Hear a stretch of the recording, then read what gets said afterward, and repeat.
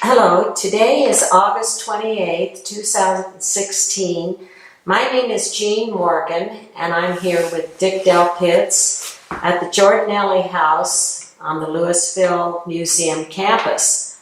I am interviewing Dick for the Oral History Project for our Louisville Historical Museum. So Dick, could I start with your full name and if you have a nickname? My full name is Richard Gerald DelPizzo, and I do not have a nickname.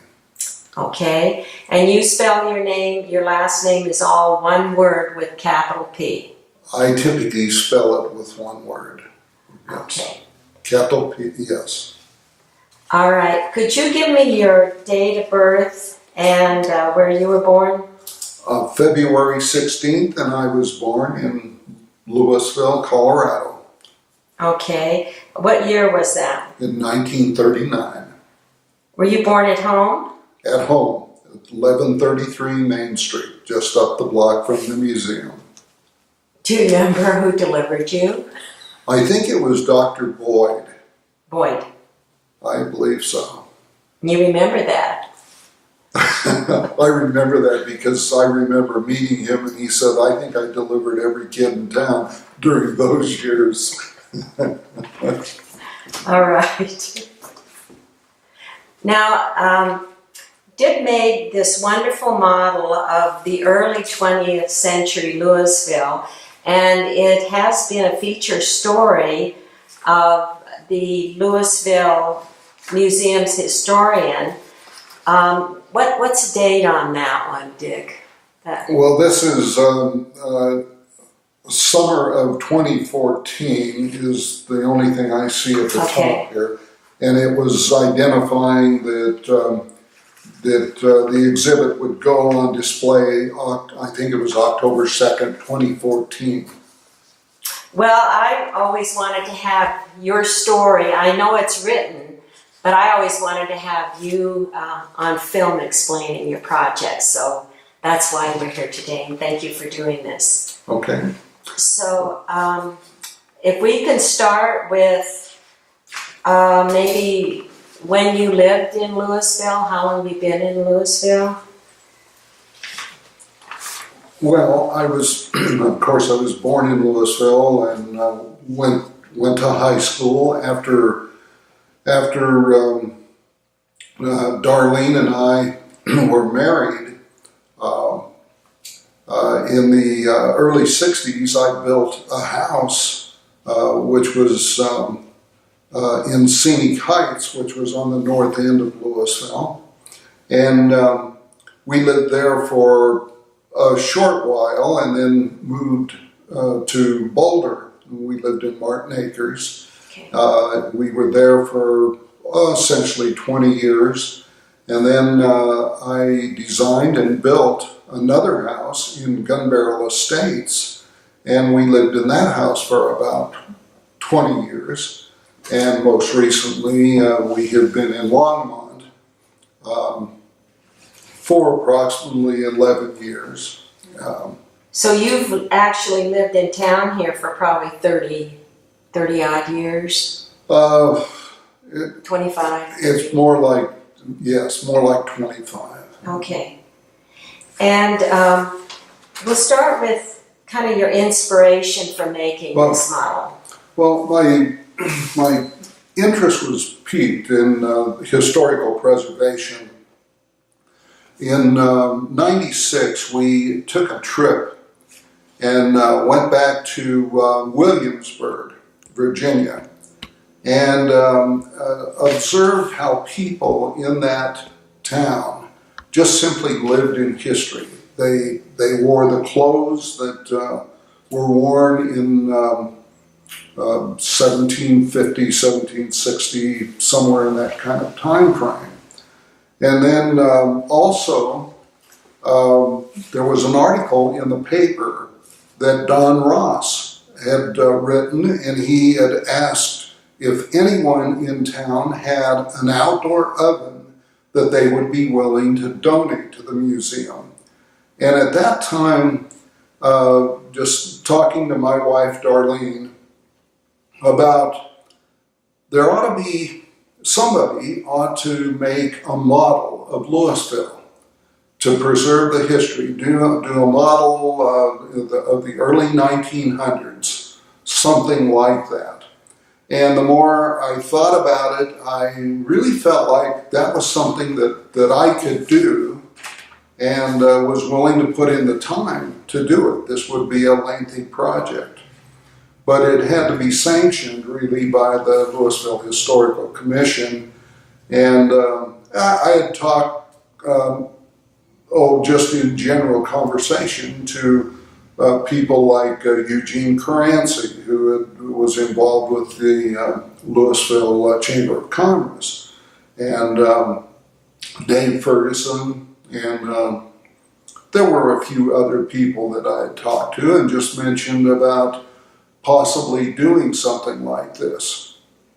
Well, people were encouraged by this, but I did not really have the feeling that they were telling me, go ahead and do it.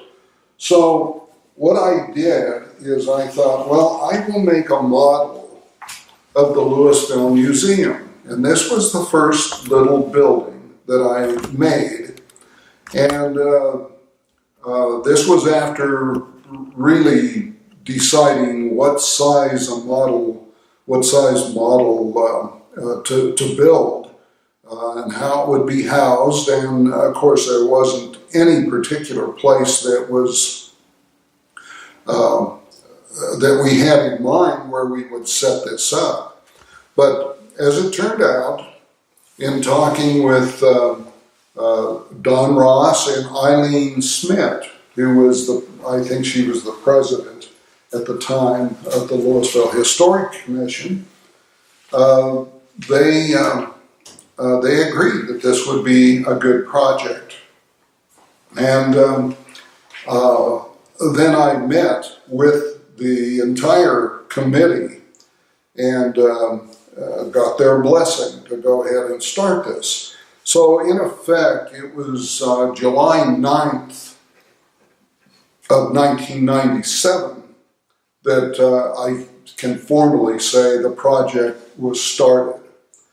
And the kinds of things that I had been working on to for the kinds of siding that buildings would have, something to show the shingles and windows and doors and that sort of thing, I had developed myself. Rather than purchasing anything, everything that's here, I went ahead and made. And the first building that I figured I would make, because I thought it would be the most difficult, and that was the old Louisville Bank, and that's where Huckleberry's is at now. And I essentially took wood, a slab of wood, put wood filler over the top of that, and then took saran wrap or plastic wrap and wadded it up and just kind of pressed it into that that wood filler. And it gave an irregular kind of texture to it. And then I took a dental pick and I cut the mortar joints in the siding to depict these fake brick as it is today. And after doing that, I was very confident that I could, in fact, make this building and have it look like it actually does. In fact, the siding is such that it's a little bit exaggerated, which makes it better for viewing because you can stand back from it and you can actually see what it looks like. Now, did you invent that procedure? Yes. Whether somebody else probably would do the same thing. I mean, this was pretty simple, but it was just the idea of just thinking through and determining how could I, in fact, do this. So I went ahead and put this building together, and it had a lot of detail on the windows and so forth. And I made all of that and essentially built that building as the very first one that I made. The second building that I made, and I'm not going to go through every building that I made, but just to identify the technique that was used, was the old miner trading building. I'm not sure what the name, total name on the marquee was, but miner trading company, maybe that's what it was. At any rate, I did basically. And where's that one located? That one was located at the corner of Main Street and Pine, on the northwest corner, and there is a restaurant there now. The barbecue place. The barbecue. And the one you talked about before is just across the street. Just across the street at the corner of Main and Pine on the northeast side. Then with the miner trading company, then I did something similar. I had a slab of wood. I put wood filler over that, and then I painted it a brick color. Then I used dental picks to cut through that paint, which gave the mortar joints, which would show in a light color, which was kind of a buff color. And I did the same thing with exaggerating the size of the brick so that it would be visible in a display at a given distance. And I put that together, and then next to it was the Old Town Hall. And as it turns out, the Old Town Hall was the only building, after gathering all the pictures that I was able to gather, it was the only building that I could see from all four sides, because that building was built right on Main Street. And later on, it was picked up and moved back a few feet, and they documented the movement of that building, and they had pictures on all four sides. So that was great because I could see where every window, every door was located. And does it look much like our town hall now? Oh, the one that we have now? Oh, nothing at all like it, because you can see from the model, it's the yellow building next to the red brick building. Okay, we'll pan in on that a little bit later. Okay, but we'll remember to do that. Yes. Now, that required some wood siding. So the way I made that is with my radial arm saw, I used increments of 2 millimeters sections or graduations, and I had the saw tilted at about a 15-degree angle, and I would come across the wood and just keep moving it, and I would get this lap siding effect, and that seemed to work out very well. So I went ahead and did that. I also used that technique to indicate the shingles on the roof also. I later found out that I could use masonite, because masonite on the reverse side had kind of a shingle pattern effect, and that was much simpler, and it worked very well, and so I used that from then on once I found out that I could do that. Now you just figured all this out. You didn't research it. Figured it all out. I have no prior experience with building models or anything like that, other than the fact that the kind of models that you would build as a kid, or things, we were always building things, rubber guns, slingshots, things like that. So, for the most part, kids were pretty handy with doing things like that. And you did build houses too. And of course, yes. So you were skilled with the machinery. Yes. I never worked as a carpenter or electrician or a plumber or a sheet metal man, but I did every one of those things to build the house in Gun Barrel, and a lot of it in the house that I built in Louisville, and an addition that I put on a house in Martin Acres in Boulder. But I was around it from the time I was a kid because all of my cousins built their own houses. My brother-in-law was a plumber. My cousin Ray Crancy was an electrician, and in high school I used to work for him.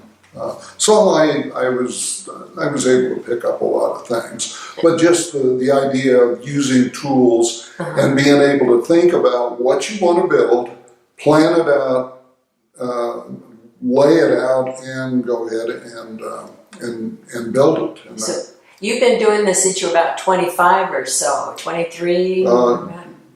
Well, younger than that. As a teenager, I started doing a lot of this. And you built your first house, though? I started building the first house when I was around 22, so 23 would put it in the time frame, yes. Mm-hmm. It's good. So, half a century of building houses. Yes, and it's something that I really enjoyed doing. And all the rest of my working life, I worked at Rocky Flats. So, then the fourth building that I built was the State Mercantile building. And from that point on, it was a matter of systematically going through and building each building, filling in each block. Gathering the information was probably one of the most difficult things to do, because you might have a picture and you might be able to see two sides, but you didn't know what was on the back side or the blind side. And getting all of that gathered. Carol Gleason was at the museum at the time, and she helped considerably. Later on, Bridget Bacon was extremely helpful in gathering information and some of the historical information that really helped. It was, and as I indicated, I started in 1997. By 2003, I had 63 major buildings finished, and I had them placed on essentially two boards that were 3 foot by 6 feet. The display is 6 feet by 6 feet. And I had that set up in my basement in Gun Barrel. And by 2003, around June of 2003, I felt like there was enough to put the replica on display. And one of the things that I wanted to accomplish is, once that it would be on display, what I was hopeful for is that people who would observe it would be able to say, well, gee, I know what goes on this corner, or there's something missing here, or that isn't right, and be able to provide some additional information. Because a lot of it was sketchy to some point. And even though I think that the replica really does represent what Louisville looked like in the early 1900s. And I might mention something about that also. I had used it was the Sanborn insurance fire maps. That was a plat map layout of all the buildings. And I used the 1908 map because the population of Louisville at that time was around 1,800 people. And that was about what the population was when I was growing up. When I was a teenager, it was somewhere in that neighborhood. And many of the buildings that were shown on that map were still in Louisville, or as I remembered it growing up. So that's what we chose to use as far as the placement.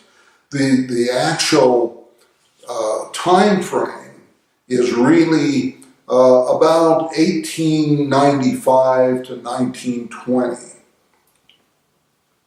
There were some items, or there are some items that's in the replica that weren't there in 1908, but they were there in 1915 or 1920 for all practical purposes. And just a couple examples, there were 2 gas stations.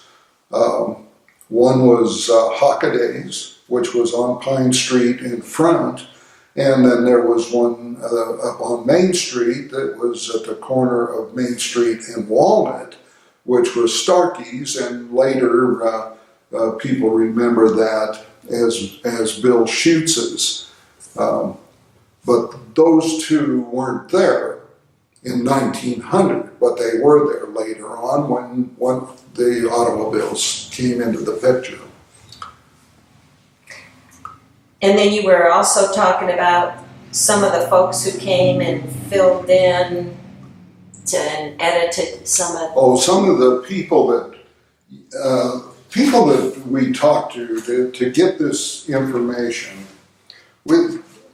I had written down about 15 people, and there were more because it seemed like we were always talking to people about these things. But Eileen Smith, Don Ross, Frank Domenico, Al Porta, and Stella Drizelli. Those 2 we sat down with, Don Ross and I, and talked to them, and they gave us some of their recollections of what was in place in town, and the names of some of the businesses and whatnot. An interesting comment that Stella Drizelli made was that when she was a young girl, that they used to go down to Steinbaugh's and roller skate because Steinbaugh's was the only place that had cement sidewalks. So it was nice and smooth to roller skate. What year do you think that would be? 20s? Well, that probably would be somewhere around 1915, somewhere between 15 and 19, maybe 1920, somewhere in there. How long was that skating rink? Probably a block. Well, I think so. Right in front, probably yeah. a block. For people who don't know where Steinbaugh's used to be, will you tell that? That was located where the parking lot is, just east of the library, and the restaurant that was the old Louisville Inn. I'm not sure what they call that. 740 front. 740 front. But Steinbaugh's was located there, and of course the lumberyard of Steinbaugh's later on was right where the library sits now. So, in fact, two of the people also that I talked to was Glenn Steinbaugh and Jack Steinbaugh. Norm Massoni, Ray Crancy, and Nadine Crancy. In fact, Ray Crancy and Nadine Crancy donated this little train to be placed here, and it's so indicated also right there. So that was a donation from them. And Rudy Slavic, Marie Slavic, Dave Ferguson, Eugene Crancy, Virginia Crancy, and my sister Lucille Schoser. She had a lot to contribute also. But those are the people that we had talked to. Great. I'll take that sheet and put it with this interview to honor those folks. Oh. We'll do that later. All right. Thank you for mentioning them. Now, you built this when you were living in Longmont, or where did you build it? This was in Gun Barrel. Okay. Yes, and this starting in '97. And we were in Gun Barrel the late 1980s, 1986, 87 is when we moved into the house, I believe. And it was in the basement or your garage or where? Well, I had it set up in the basement. It was on. I had it set on the ping pong table, pool table, set up in a rec room. So you couldn't play much ping pong. There was for a few years. No ping pong or pool being played. That's right. Okay, you had all your, where was your machinery? It was down there too. Well, I had everything was in the garage. Essentially, it was like making window treatments. You almost had to do that on a tabletop, because what I would do is I had to make that using a scalpel to cut the strips of wood thin enough to be able to place on your for the window treatment, the framework. It was that small, very tiny little pieces. And so as far as working on a small building like this, you had window treatment that you had very small pieces, and then anything that went in between the cross members and so forth was very tiny. And this piece here was really a test piece for me, because I just wanted to see what I could actually do from the standpoint of making the doors, like the back door. And I went ahead, and in some cases I had the back door slightly open, so it gave it life, actually. At least that's the way I looked at it. And the cross pieces in the windows and so forth, they're very small pieces, and it took a lot of time. One building, the old Louisville Town Hall, that building, I had clocked 31 hours to do that. Let me see if I can find it there. Okay, do you see the red? Move it around a bit. Oops. Okay. Now I have it. All right, that building, it was 31 hours. So that's on Main Street. That's on Main Street, and Pine Street is right here where I'm sitting, and of course Main Street. Okay. Where did you get the wood for this? Well, I had the wood, and I had some pieces that were essentially free of knots and so forth, and I was able to use that. And I'm not positive, but I think it was alder wood is what it was. Now, some of the things also, just looking at it, you see trees in here. Those trees came from a bush.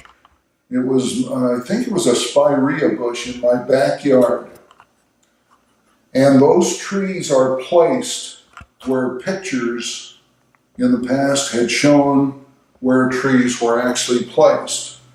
The Sanborn map also showed corrals where people kept their horses. And thinking about it, in those days, in the early 1900s, they got around with horse and buggies.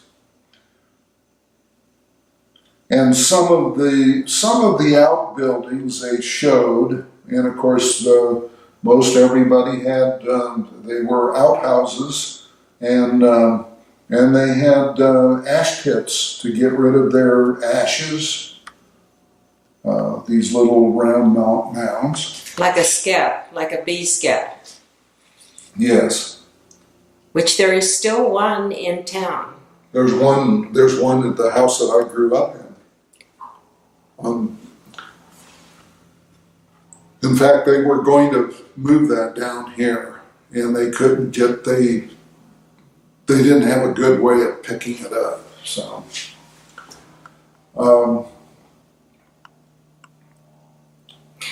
I'm not sure what else I can really tell you about the buildings. There are places that, like the old, like the Rex Theater, that Sunday matinees were really a big deal for kids, and then you could just go 2 doors down to Chilles Tavern. To the north. To the south. Oh, to the south. From the Rex, 2 doors down, right here. I got it. Okay, and that was Chilles Tavern, and you could get an ice cream cone. After the movie. That was, or anytime you wanted. At any rate, that was a favorite thing to do, or continue down the block and come to the Bungalow Drugstore. Hang on a minute. Which is this one right here. Okay. And you could get a fountain drink. What's that building today? Do you remember? All of that is part of the parking lot for the town hall. Okay. The only building that stands today is the old Austin House, which is the, I think it's Parks and Recreation office. And yes. Of course that's been remodeled, but it doesn't look like that, of course. And it hasn't for years, but that's the only one that is standing on that whole block. Everything else is removed. On Main Street, there's just 4 buildings. The State Mercantile building, where in what is now Waterloo, and I'm not sure what they call this next building. And then what was the Rex Theater. Everything else is a parking lot in Chase. Right. And the Rex Theater is now called Madera's Grill. Yes. Okay. Tell me how much an ice cream one cost at Celeste. You could get an ice cream cone for a nickel.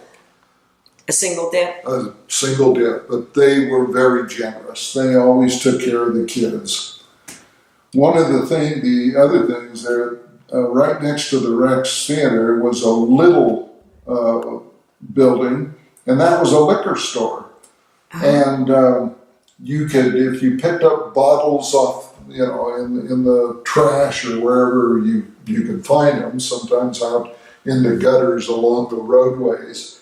If you picked up 5 bottles, they'd give you a penny a bottle, because in those days they washed all the bottles were washed and sterilized and reused. There were no canned sodas, and we would take 5 bottles into this liquor store. They'd give you a nickel. You could buy a bottle of pop for a nickel. Right at the liquor store. Right at the liquor store. And kids could walk in the liquor store. There was. It seemed like that there wasn't any stigma about walking into a bar or a liquor store for kids. There was nothing that people looked down on you or whatever. You could walk in and like Chilles, they would serve you, and there were guys sitting at the bar drinking beer, and you got your ice cream and walked out. You never even thought about it. And if you had 6 bottles, you'd have 6 cents, and you could get a Pepsi. A Pepsi Cola cost 6 cents. All the others cost a nickel. Do you know why? I have no idea. I really don't. But that's the way it was. They weren't bigger. No, they were 12-ounce bottles. And of course, in those days, Cokes only came in the small bottles. And out of a vending machine, a Coke would cost a dime. So, let's see. Were there any other special problems that came up with any of the buildings? And I also want you to talk about the streets and the covering on the streets. Oh, man. Now, one thing that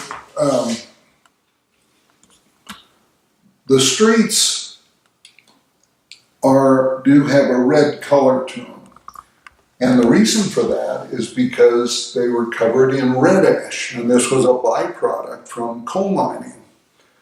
And apparently it made a pretty good base, because that's where they would put red ash on the streets, and it would pack down and so forth, and it gave a fairly decent base. I understand it probably really made a mess in a house once it rained because of tracking in red mud, but at any rate, that's what they did. And for the replica, the red ash that's on these streets actually came from Walnut Street, which is this street right here, and it was up a block from beyond what the replica shows. But that red ash came right off the streets of Louisville. It was a block west. A block west of Lafarge, or a block or half a block. And who had that? How'd you get it? Oh, that was Bill Buffo. Bill Buffo and Betty Buffo's right in front of their house. They were doing some work on the roads, and I had talked to Bill about if he knew any place that I could go out and get some red ash, some of the old mine dumps. And we talked about that a little bit. A few days later, he called me and said, "You don't have to worry about getting red ash. They're working on the streets out here, and I got you 2 buckets." And he had 2 5-gallon buckets of red ash for me. Now, how big were these chunks? Did you have to grind them up? Well, a lot of it was powdered, but I sifted it. I did sift it so that I would get it as fine as I could get it. And how big were the chunks? Some of them were nothing real big. They were just maybe the size of a quarter was probably the largest, and down varying sizes to the point where it was just fine powder. My street, Spruce Street, has just been, it's got a storm sewer put in it. And the red ash was quite thick where they dug down to put this big line. How thick was that red ash on the streets, do you think? I could only guess. And I would say probably somewhere in the neighborhood of 6 inches. Okay. That would be my guess. Could, more or less. My dad used to order red ash to put in the alleyway up by our house. And I could remember him doing that about three times. And it just seemed like it always made a pretty good base. Have you still got some of that red ash? I do have it home, yes. What are you going to use it for? It's just sitting there. If I needed to make repairs or whatever, in fact, I have a little jar of it that I bring over if we have to get into the model. I have it to essentially repair. Typically, there is the 2 pieces that the replica sets on. There's a crease all the way down the middle of Walnut Street. Spruce Street. And if there's any movement, you start seeing that crack, and it's just a way of just dressing it up a little bit. So I still have some. The soil, the dirt, if you will, is nothing more than sawdust, because it represents soil quite well. And of course, we didn't put the weeds in, but but covering it with sawdust really does work out very well to show the ground area. Was there any building that posed you real problems that were just difficult? You know, it's very interesting that you would ask that, because most buildings were essentially, it was a matter of drawing them out and making the cuts and putting them together. The one building that really, and this may surprise you, but the building that created probably the biggest problem, and it wasn't an insurmountable problem, was this house that is right here at the corner of Pine and Main on the southwest corner.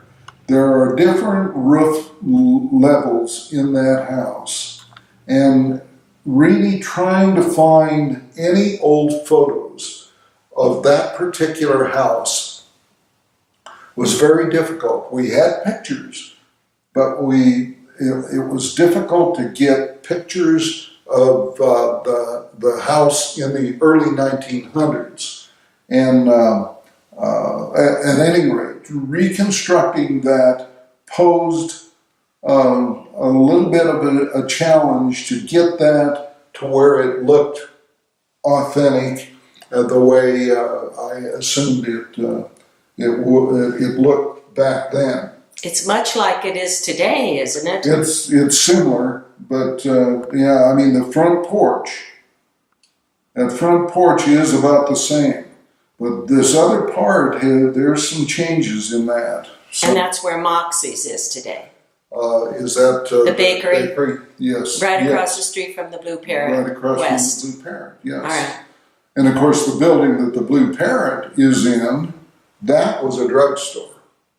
The Blue Parrot, I believe, came in 1919, but that was a drugstore. And what is it? The Double Happy, right here on Spruce and Main on the southeast corner. Hang on, flash your light on that again. You can see the back of it here. That was also a drugstore. Okay, got it. Okay. The Hub Store, which is this building burned, and they rebuilt it. It's built as a brick building, and I think they re-sided it now. But that was a clothing store, and that's pretty much where we would go to get our clothes for school, or if you needed a pair of shoes. And that's the guitar store? I think, I'm not sure what's in there now. You would have to tell me what's in that corner building, right okay. There. It's at Spruce and Pine, or Spruce and Main. Spruce and Main on that northeast corner. We used to get our shoes repaired. During those years, it's kind of hard to reconstruct or imagine the way things were. But it was right after the Second World War.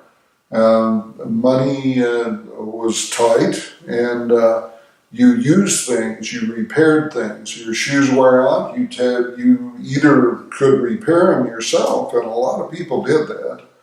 I know my dad had the tools to do that.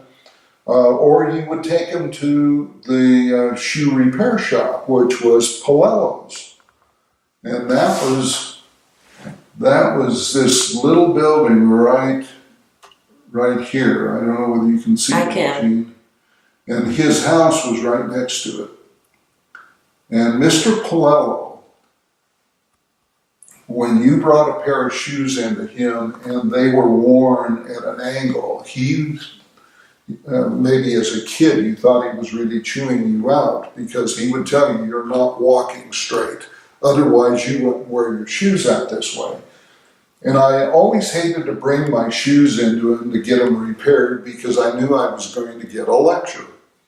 But He was really a very nice person, and he essentially had very good business because he repaired a lot of shoes. So. Well, now tell me, did you make an effort to walk straighter after you visited I always him? did, but I always wore my shoes out the same way. Never could understand that. And is there a water? Oh, no, that's a tree, but I thought there was a water tower there. No. Okay. Where are you talking about? No, I guess it's a tree. It's a tree. Yeah, maybe.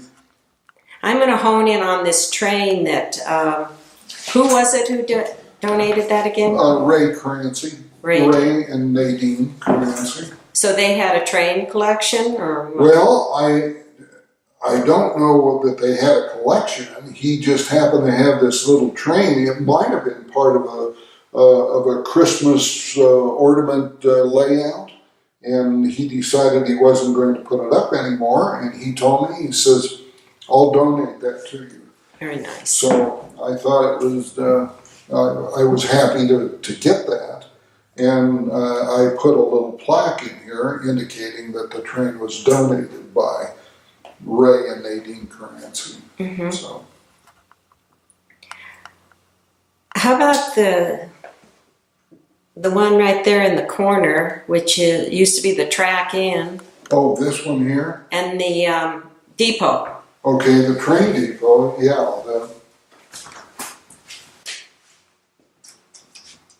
The train depot, probably because of the limitation of the size of the replica, that train depot was probably set a little bit farther south, but it's set in that basic location. And you want to tell people where that building is today? That building, they used to pick up buildings and move them. That building was picked up and it was moved up Pine Street, and it sits right on this corner of Pine and Lafarge. And this was an old hotel that turned into an apartment house. And that's gone now. Is that, the hotel is gone now? Yes, that's gone. But the depot is a daycare center. Yeah, I think so. Another building, the Bill Schutz's or Starkey's service station, and this was the last name that I always refer to as Bill Schutz. But that building was actually picked up, and it was moved down Main Street and up the block, and it sits right there on the alley. Oh, it's there today? Let's see, right there on the alley, right there. Hang on a minute. Let me Yeah, because the fire station is all in here in the town, so it would be, there's the alleyway, and it sits right about there. That would be between Main and Lafarge. Yes. On Spruce. Right, and it's on Spruce, and if you use the alleyway as a location, it would be on the southwest quadrant of that alleyway right in there. And what's it used for today? Well, I think it's a private house. I don't know who lives there, but I was told that that's where that building went. I see. A lot of they did a lot of things like that. Dr. Wolfer's house, which is where the Chamber of Commerce sits right now. That house was the Eberharder house, and essentially this house, from what I understand, was moved from some area down in here where the State Mercantile building. Don't hold me to that because I don't have any documentation about that. But that house, I was told, was moved there from somewhere else. So people used to do that quite a bit. Who was it? The Clinkies who did a lot of that moving? They did, yes. Anybody else you know that would be a family in town that would do that? No, I don't know.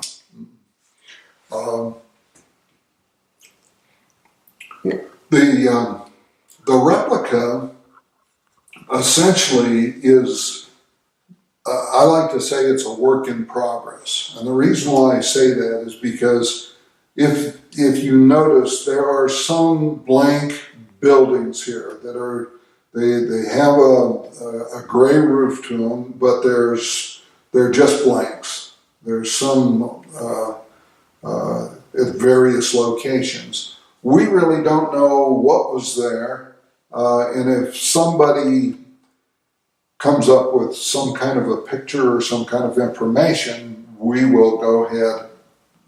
I will build the building and place it where it's supposed to be. But we do have some blanks, and but no pictures showing what it looked like. So it's still a work in progress. It's a work in progress. There's probably, I don't know whether there's somewhere in the neighborhood of 93, 95 actual major buildings in the replica. But essentially, as far as being able to say that this is a finished product, it would be, I would be hard put to say it's finished, because there are some blanks in the replica that would be nice to fill in if we had the information.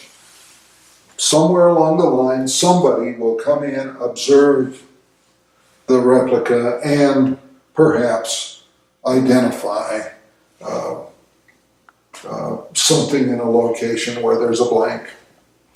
Will you tell us the boundaries of this model?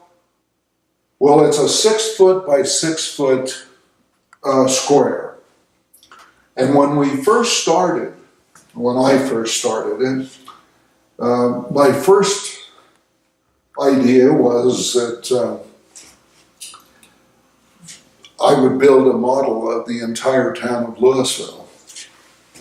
And that would be a monumental task. And not only that, I don't know where you'd put it, because it would be such a big display. So what it boiled down to is coming up with sizes that would fit, that would be observable, so that on a display you could stand back and look at it and be able to identify buildings. What I decided to use was a 2 millimeter equivalent of 1 foot. So it's 2 millimeters equals 1 foot on the size of the buildings. Now the siding and things like that are exaggerated so that it would be, again, visible as you stand back and look at it. But 6 foot by 6 foot pretty much incorporated these 4 blocks basically with some side buildings. And this was what plat, or what was the name of that area? Was that the Jefferson? This here? Yeah. They have different names. I didn't. Oh, I had never heard a name for this. I don't know. It's just the downtown business area. Is all I ever referred to it by.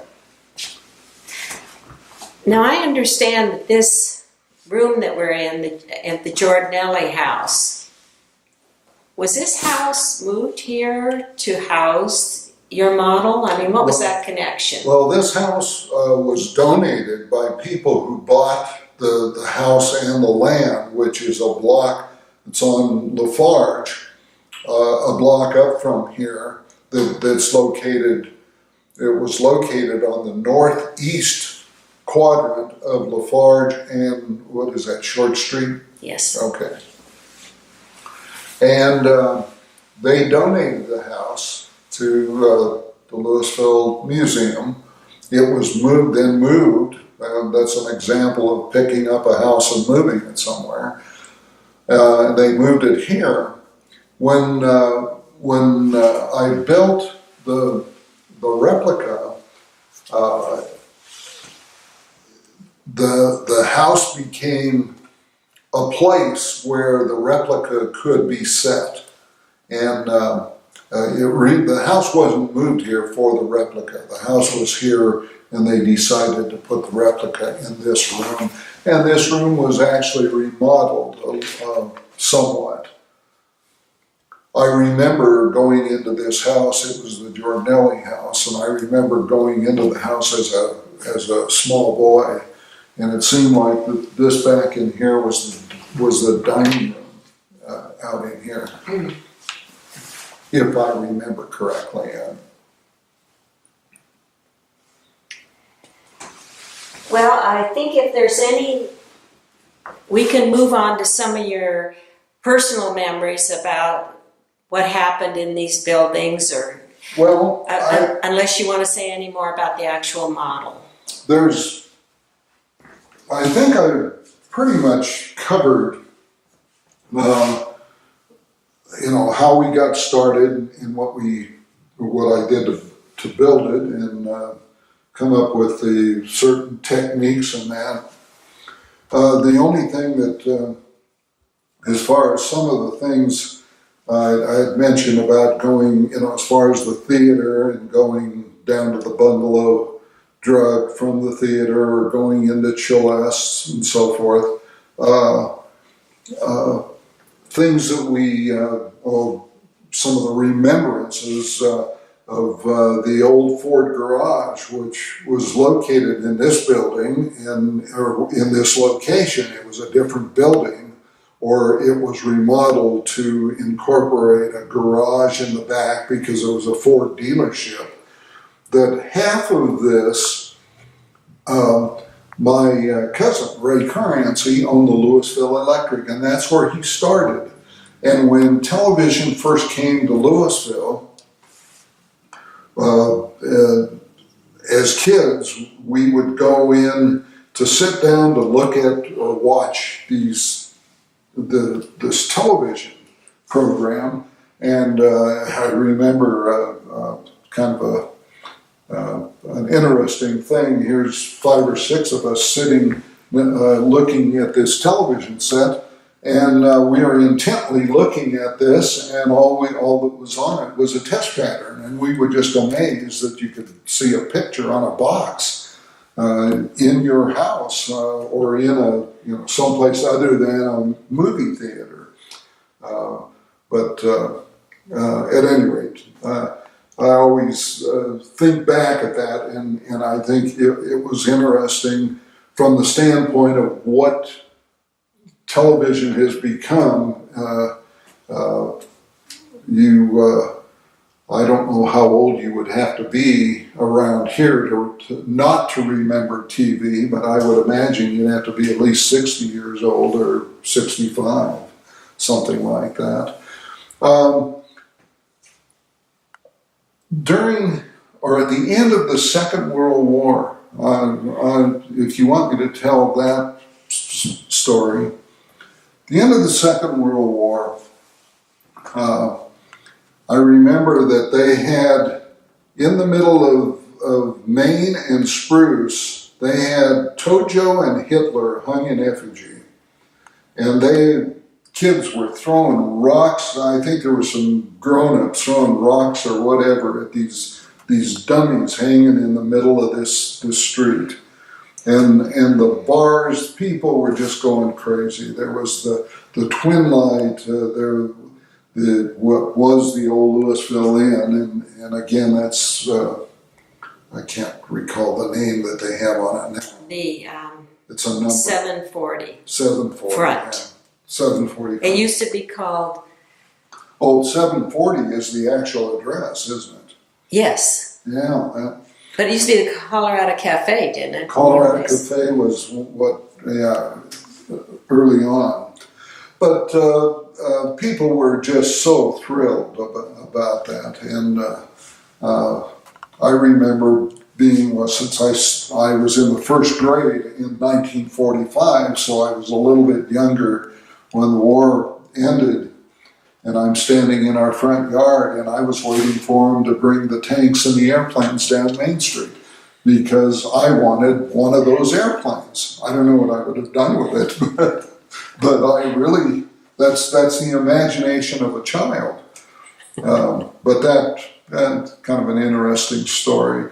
The other thing that in the middle of Spruce and Main at Christmas time, this was just an absolute delight because they used to put a Christmas tree right in the middle of the street.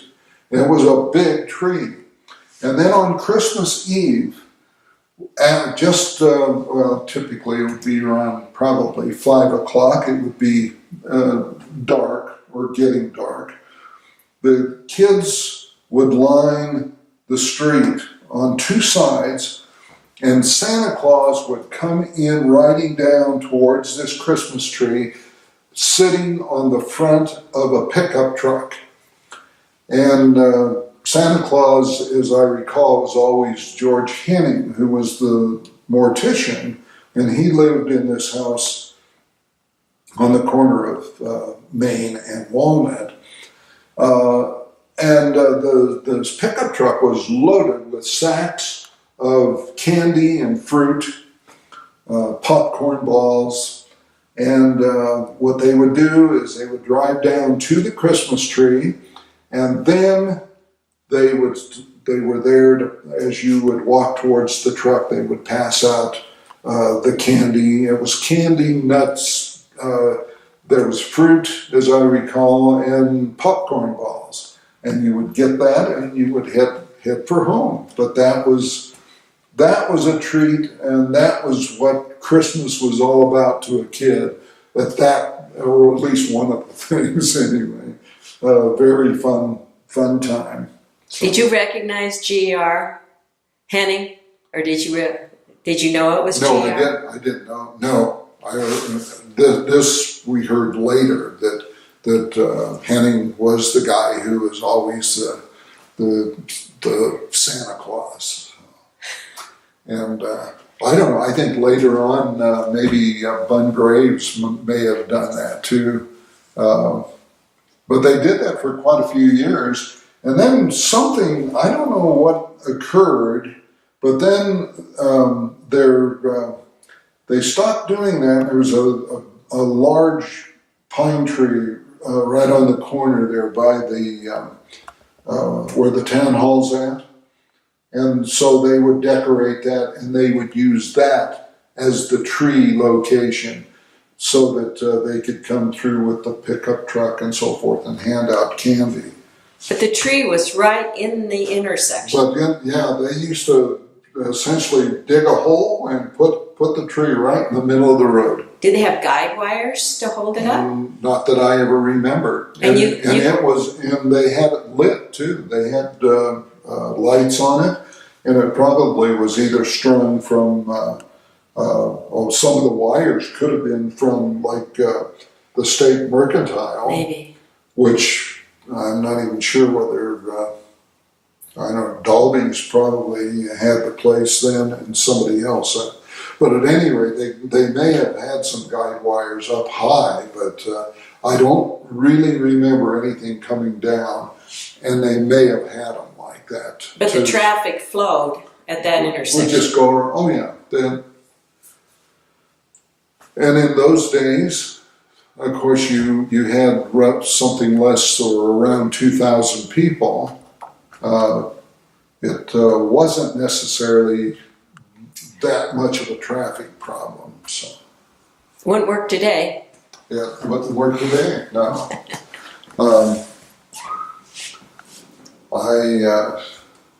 I don't know really what else I could tell you right now. I mean, there are other things, but... I've heard so many stories about how the kids, talking about going into the bar for the ice cream, how the kids would go into the taverns with the dad's bucket. And I wondered, did you ever hear anything about, could they actually go into where the bar was, or did they have to wait outside? No, They just went right in. I can remember going in to the Twin Light with my dad, and my dad ordering a beer, and I said, I want one too. How old were you? Probably somewhere around 11 or 12, maybe, I don't know, 10, 11 or 12, somewhere in there. I don't remember exactly. And what were you told? They gave me a beer. Oh, they did. Yeah, sure. Was it? A small glass.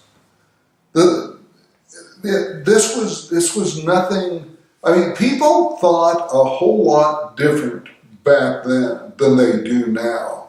I mean, people, a person's jaw will drop when you say you gave your kid a cup of coffee. I mean, I think Domenico's had it. Paul Domenico, I think, owned the place at the time.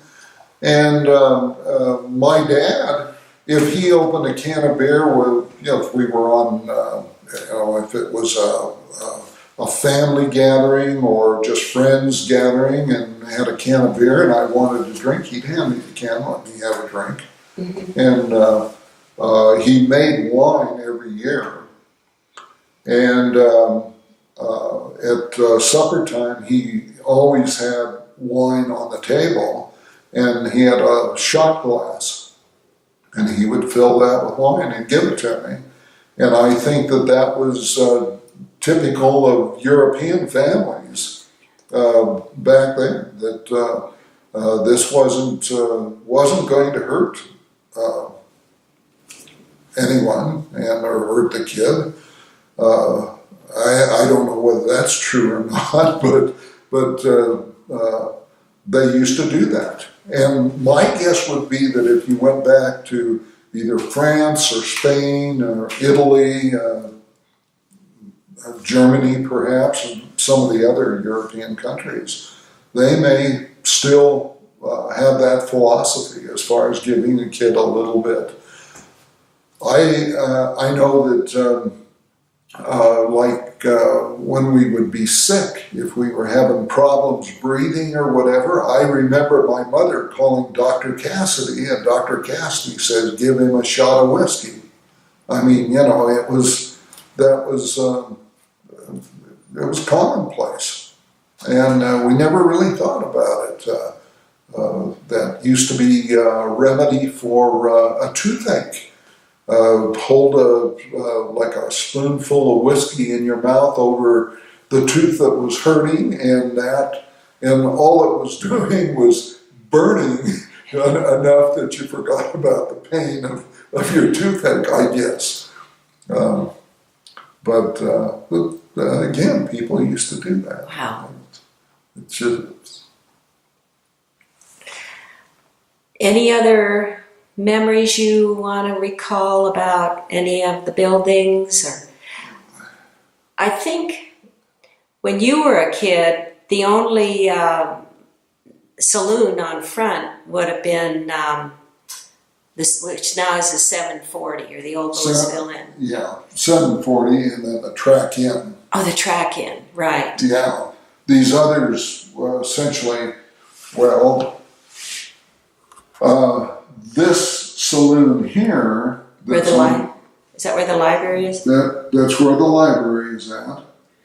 That was Steinbaugh's lumber office. And the lumber yard was all of this area here. And if I remember right, this building here, they used to, was still standing, and they used to store, they had their sacks of cement, maybe rolls of tar paper, just a warehousing sort of thing. And it's still there? No, this is gone. That's gone? Yeah. Okay. In fact, everything here is gone. There's nothing here. Okay. This building was gone before I could even remember, so that was gone maybe before I was even born. Um, But but this building here, I believe was still here. Steinbaugh's had some other buildings back in this area and so forth. And of course, this was their lumber yard office. The main hardware store here, they built an addition that was equal to this. And it was placed right in next to it. So it would be double the size. And if I'm not, now this was their blacksmith shop, and that of course was gone. That was J.J. Steinbaugh's blacksmith shop. And this building here that was a saloon, I think that building stood for a while, and Steinbaugh's used that as more of a storage kind of thing. and I think that's where the pavilion is now. Yeah, all of this area in here is that pavilion, yeah. This saloon up here, Shine your light on again. the one on the corner here, Okay. that was the Geratz's blacksmith shop when I was a kid growing up. This other saloon here on across the street, that was gone. And this building here, I don't know whether it burned or what happened to it, but there was another house there, but it was not a two-story house. Okay. So as a kid, this was your like your stomping grounds. Well, we pretty much, yeah, it's interesting from the standpoint that we had shotguns, we had 22s, we would go out hunting. It was nothing to walk down the street with a gun in your hand. A shotgun? A shotgun. You want to go pheasant hunting, you would go either into the Masoni's, which is right there next to the Rex Theater, or you would come down to Steinbaugh's. Hang on a minute. Let me get the Rex. Show me where The Rex Theater. Okay. We were right next to the Rex Theater. Okay, I got it. That was Firestone, and that was L.J. Masoni's. You'd walk in there and you'd say, I need a box of 12-gauge shotgun shells. And you'd say, well, what are you going to shoot? And they'd say, well, pheasants. Well, you need a number 4 or number 5 or something like that. And how old are you? 15 something, 14, 15 years old. I'm trying to recall when I first got a shotgun. Mm-hmm. And they'd hand you a box of shells and you paid for them. You could do the same thing down here at Steinbaugh's. And you just go like out of town, or Well, you could go. Harper Lake was a good place to go for duck hunting, and we used to go up there, and it was in walking distance of being able to come down the old lane, and I'm not sure whether that was, I don't know whether the lane was on Spruce or Pine, but at any rate, you could walk home, and you're walking home with a gun in your hand. People didn't think anything of that back then, because the kids were responsible. It's kind of like probably a lot of the farm kids. They're used to that sort of thing because they grow up with it. And one of the biggest mistakes, and I call it a mistake, is that kids they don't grow up with firearms to be able to talk about hunting from a sports standpoint, or target practice, target shooting, and they don't know how to handle a gun. And to me, we all knew how to handle guns, and we knew that you never point a gun at anybody if it was unloaded. That was just strictly absolute a no-no. You just did not do that. And you didn't chamber a shell. You hear people about shooting, somebody got shot, went off when they were cleaning a gun. They weren't cleaning a gun, they were chambering a shell. That's probably what they were doing. And we used to have a family trap club. And my son is 51 years old, and he still participates in shooting at a range that's east of Denver. And they go out and it's competition. They shoot at targets, and that it's a good sport. And he has quite a few guns. But he was in the Boulder Junior Rifle Club early on. He knew how to handle a gun, and it was a sport that he'd like to do. And I'm not necessarily using him as the example, but in general, if kids grow up having a knowledge of that, then they know how to handle it. They know the safety aspects, the ins and outs, and so forth. One of my favorite movies is The Christmas Story, and the kid couldn't get the BB gun, the Red Ryder BB gun, because you'll shoot your eye out. Oh. Everybody told them that. Yeah, you could shoot yourself in the finger. I did. All right. Well. Any other additional things about the model or your experiences down here? Or? You know, just off the top, I can't think of anything else. I mean, there are things, as an example, where the old miner trading building was, this brick building. At Pine and Main. At Pine and Main. That was condemned in around 1908, I believe it was. And I'm not sure when, it might have been sooner than that. And maybe it was 1908 that it was torn down. But that was removed, and they built another building there, which was, I think it was Rocky Mountain Hardware. And it was built right on the street. It was later picked up and moved back. And that became Tony and Jim's service station. And so that was a gas station there for years. And that was a favorite place, hangout for kids, not little kids, but if you were in that early teenage, I don't know, somewhere in the neighborhood of 12 years old and older, as far as congregating at Tony and Jim's just to hang out and talk, just socialize, more or less. We used to play cards occasionally. So isn't that now the barbecue place? That's right. And it's the actual building. That is Tony and Jim's building, isn't it? No, that building burned. Oh, Tony and Jim's burned. Tony and Jim's burned down, and then they rebuilt another building, and that was a 2-story building. They built another building that was, in fact, the building that they rebuilt is probably part of that whole setup.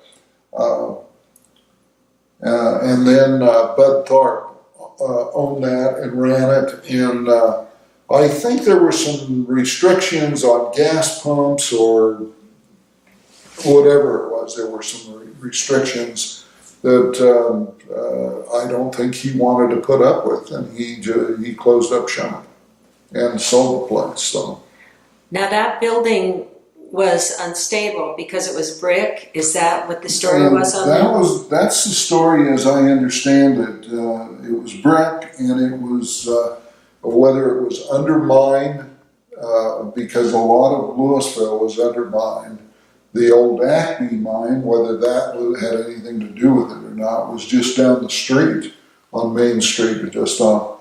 But at any rate, that was unstable and deemed to be unsafe, and so they condemned it.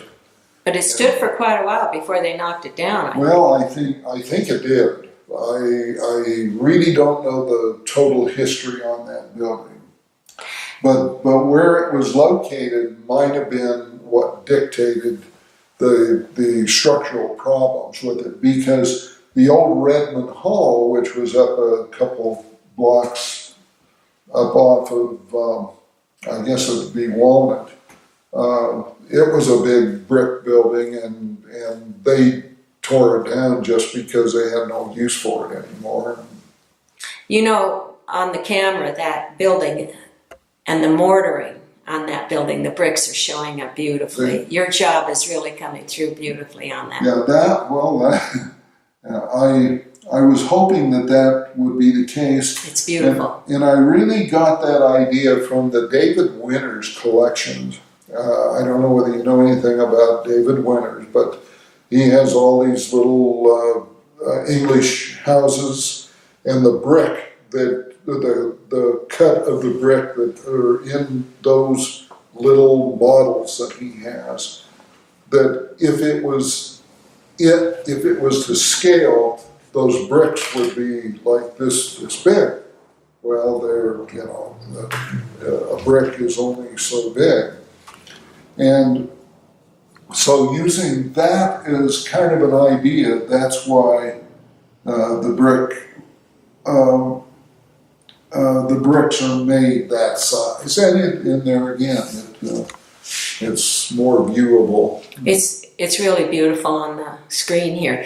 But I want to mention too, it was just off of that south side is where Officer Hellberg was shot in 1960. That's right, yes. And the memorial is down at the police station now on Via Appia, almost completed. Yeah. And where he was shot, that building was tore down. It was gone. That was gone. Yeah, I think that's... Because it shows the fences and that, and it shows different markers where they took pictures. Right. I think we have about 10 minutes left. So, anything you want to say to conclude or add to what you've said would be great. Well, the only thing that I would say is that, with what I had to work with, the pictures and people that I talked to, that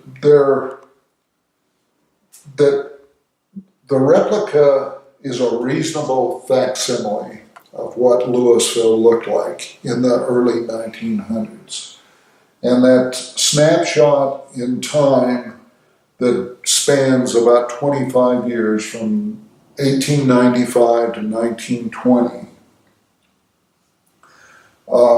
pretty much depicts everything that was there, recognizing that there are some buildings that were not there in 1900 and other buildings that were there in 1915. And so there were some liberties taken that way because it was very difficult to just zero in on a given year. So as I like to say, it is a reasonable facsimile of what Louisville looked like. And as I was building it, I could imagine myself walking into many of these buildings, which I had done over the years. And it's almost like you can walk around the replica and walk down the streets and let your imagination run away with you. And many people that grew up here can remember certain buildings, and those that did not grow up here can also recognize some of the buildings that still stand, and also what was here that isn't here anymore. So, and my